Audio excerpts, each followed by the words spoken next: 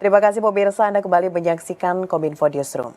Pemirsa, Indonesia mendapat sambutan baik untuk bergabung dalam Organisasi untuk Kerjasama dan Pembangunan Ekonomi atau Organization for Economic Cooperation and Development. Dewan OECD memutuskan membuka ruang diskusi aksesi dengan Indonesia pada bulan Februari lalu. Dan pemirsa, momen ini menjadi peluang besar bagi Indonesia untuk melangkah sebagai negara maju di masa depan, termasuk mendorong transformasi ekonomi untuk mencapai visi Indonesia Emas tahun 2045. Dan pemirsa, untuk mengetahui lebih rinci terkait dengan keanggotaan Indonesia di OECD, saat ini kita sudah terhubung bersama dengan Bapak Haryo Limanseto selaku Kepala Biro Komunikasi, Layanan Informasi dan Persidangan Kemenko Perekonomian. Selamat malam Pak Haryo. Selamat malam Mbak Mona, selamat malam pemirsa Kominfo Newsroom. Selamat malam. Terima kasih Pak Haryo sudah bergabung di Dialog Kominfo Newsroom pada malam hari ini. Ini satu hal yang sangat menjadi kebanggaan juga Pak Haryo, walaupun belum menjadi anggota tapi sudah selangkah lagi Indonesia akan menjadi anggota OECD ini. Langkah apa lagi atau tahapan apa lagi yang harus kita tempuh ini Pak Haryo agar kita bisa seutuhnya menjadi anggota OECD Pak Haryo? Ya, baik Mbak Mona, kalau boleh cerita sedikit ya, biar kawan-kawan juga lebih mengerti bahwa OECD itu tadi disebutkan Organization for Economic Cooperation and Development. Jadi Indonesia sesungguhnya sudah menjadi mitra kunci OECD itu sejak tahun 2007. Kenapa? Karena Indonesia itu dianggap sebagai negara yang pertumbuhannya paling dinamis, kemudian juga negara yang perekonomian terbesar di Asia Tenggara, dan negara demokrasi terbesar ketiga di dunia. Jadi memang sejak 2007 kita sudah menjadi mitra kunci OECD. Nah, kemudian atas dasar tersebut dan juga visi Indonesia Emas 2045, nah kemudian di Juli 2023 itu Indonesia menyampaikan intention untuk menjadi anggota OECD. Nah, itu melalui surat dari Pak Menko Perekonomian, Pak Erlangga Hartarto, dan kemudian direspon di bulan yang sama juga, di bulan Juli, oleh Sekjen OECD. Nah, selanjutnya persetujuan OECD untuk membuka diskusi atas surat intention menjadi keanggotaan OECD itu di Februari 2024. Jadi ini menjadi rekor tersendiri hanya dalam waktu 7 bulan setelah intensi disampaikan, itu proses persetujuan membuka diskusi itu berjalan. Nah kemudian dalam waktu 34 hari atau kurang lebih 1 bulan, itu roadmap aksesi Indonesia itu disetujui dan kemudian diserahkan di awal Mei 2024 di Paris. Nah, jadi disetujui itu oleh 38 negara OECD. Nah, kemudian tadi ditanyakan satu langkah lagi, jadi kita berada pada tahapan berikutnya, yaitu penyusunan inisial memorandum yang berisi asesmen mandiri berbagai peraturan di Indonesia yang kemudian nanti akan dipersamakan dengan standar yang berlaku di OECD.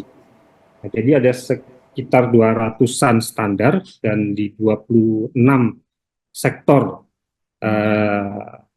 penyelenggaraan itu nanti akan dilakukan asesmen. Nah, untuk itu Presiden Joko Widodo sudah membentuk tim nasional OECD dengan Kepres 17 tahun 2024 yang diketuai oleh Pak Menko dengan wakil ketua dari Menteri Keuangan dan Menteri Luar Negeri.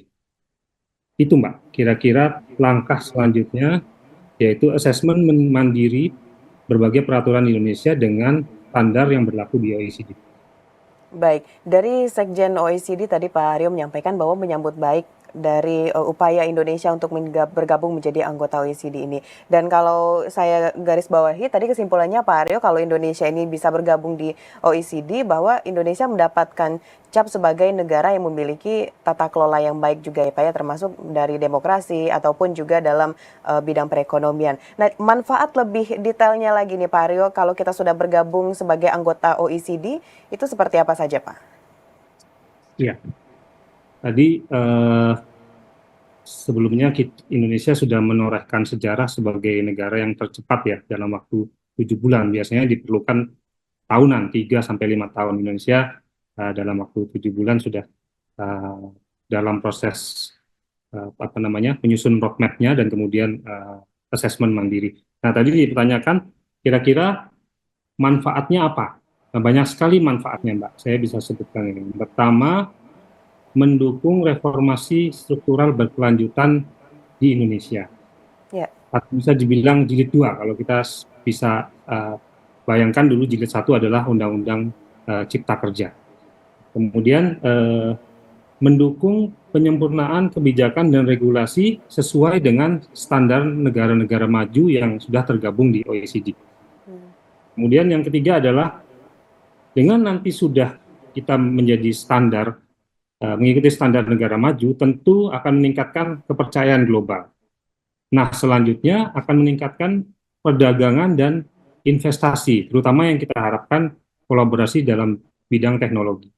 Kemudian dampak lain adalah setelah kita meningkat kepercayaannya, tentu akses pasar komoditas ekspor Indonesia itu juga akan terbuka luas, setidaknya di 38 negara OECD tersebut.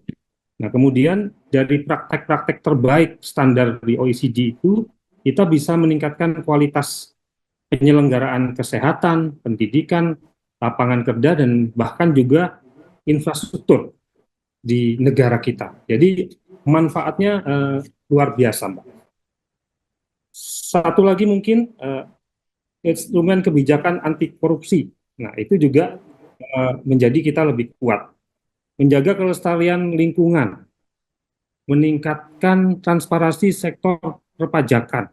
Nah, itu jadi terlalu banyak mungkin untuk kita sebutkan apabila kita sudah mengikuti standar-standar OECD, manfaatnya bagi Indonesia.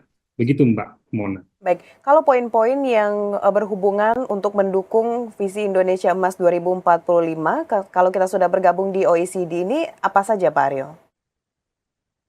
Baik, jadi OECD itu sendiri sebenarnya adalah forum yang menekankan pentingnya kolaborasi dan menyusun standar global.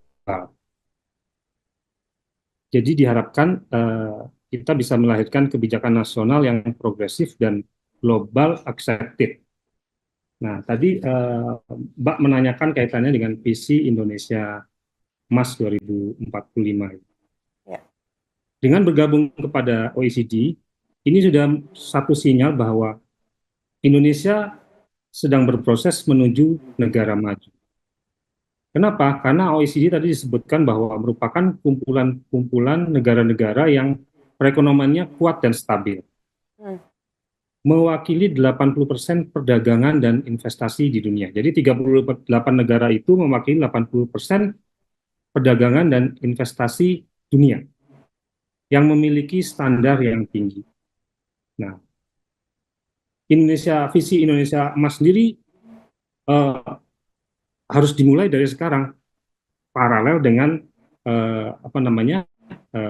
aksesi Indonesia menjadi anggota OECD. Karena kita memiliki bonus demografi yang luar biasa dan juga diharapkan dengan menjadi OECD, pertumbuhan ekonomi kita per tahun itu bisa di sekitar 6-7%, dengan pendapatan per kapita minimal nanti di 30.000 US dollar per kapita. Kemudian juga kita akan berada pada kelas menengah 80% dan menjadi 5 besar PDB di dunia. Nah, itu sejalan apabila kita menjadi anggota OECD, dan itu harus dimulai dari sekarang proses Indonesia menuju negara maju. Demikian kira-kira, Mbak. Baik, berarti itu adalah beberapa hal atau pokok dari manfaat yang kita peroleh dari keanggotaan OECD dan juga untuk mewujudkan visi Indonesia Emas 2045. Nah, Pak Haryo, ini kan Indonesia kalaupun nanti sudah resmi menjadi anggota dari OECD ini, berarti Indonesia adalah negara pertama di ASEAN yang bergabung sebagai anggota OECD. Lalu peran strategis apa, Pak Haryo, yang bisa diberikan Indonesia dalam ruang lingkup ASEAN dan juga Asia setelah menjadi anggota OECD nanti, Pak?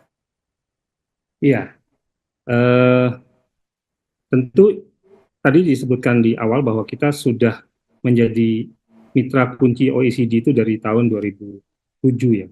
Kenapa? Karena kita menjadi salah satu negara yang pertumbuhannya paling dinamis di dunia, kemudian juga perekonomian terbesar di Asia Tenggara dan juga negara demokrasi terbesar ketiga di dunia. Nah, jadi dengan kita masuk OECD, maka tentu di kawasan ASEAN ataupun juga mungkin Asia, kita bisa menjadi pemimpin regional dalam kebijakan ekonomi. Nah, kemudian yang kedua, mungkin kita juga bisa menjadi jembatan bagi penghubung antara perekonomian negara-negara di Asia dan juga negara-negara di OECD. Kita akan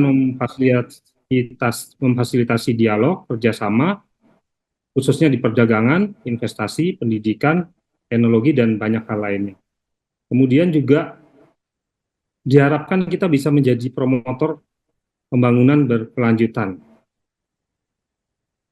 memitigasi perubahan iklim, mendukung komitmen global untuk menjadi lebih baik.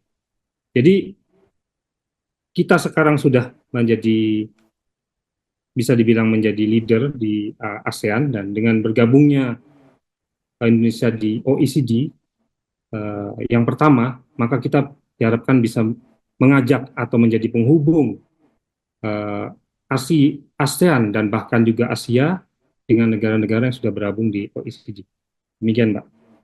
Baik, tadi di awal Pak Aryo menyampaikan bahwa Indonesia sebenarnya sudah menjadi mitra dari OECD sejak tahun 2007 begitu Pak, dan sekarang akan melangkah lebih tinggi lagi, lebih baik lagi untuk menjadi anggota dari OECD tersebut. Selama kita menjadi mitra, Pak Aryo, hal apa yang membanggakan dari Indonesia yang bisa dilihat oleh dunia dan juga anggota OECD ini yang bisa menjadi percontohan bagi negara lain, Pak? Iya, jadi kenapa juga tadi 7 bulan? Hmm. 7 bulan itu relatif cepat, karena memang eh, Indonesia sendiri sebenarnya sudah menjalankan banyak standar-standar yang sebenarnya hampir mirip dengan standar-standar yang ada di OECD. Tadi kita sebutkan bahwa contohnya dalam kebijakan anti korupsi yang lebih kuat.